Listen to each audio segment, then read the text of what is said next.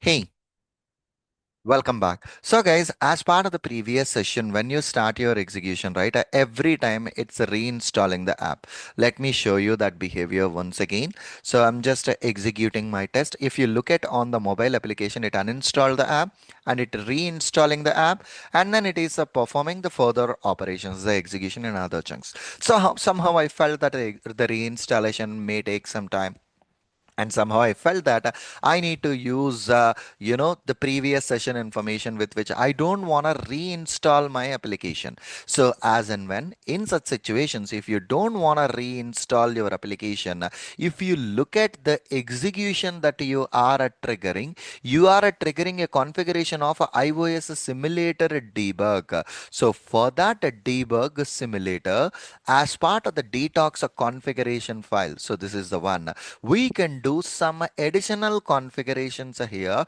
with which the detox won't reinstall the app. So here I'm using behavior. So my copilot is prompting me the suggestions. I just want to go with the behavior itself and press the arrow. Automatically, my copilot is prompting me a suggestion. Init this, and the reinstall app is a true and expose globals equal to true. Press the tab. In this situation, I don't want these expose globals. I just deleted that. And the reinstall one, I'm marking it as a false for now. Save it. So this is the additional behavior I'm defining for this particular configuration.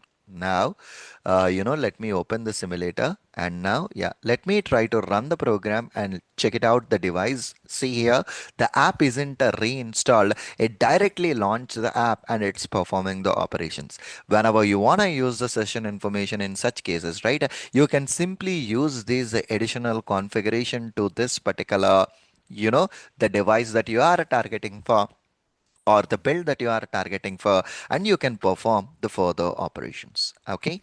Thank you very much. See you again in the next session.